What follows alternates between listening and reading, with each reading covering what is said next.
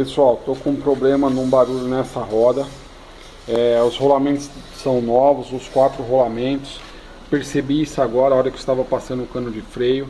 Não sei se vai dar para ouvir, vou tentar aproximar aqui. Olha, eu estou fazendo um movimento com a mão e a sensação é que tem algo batendo lá dentro.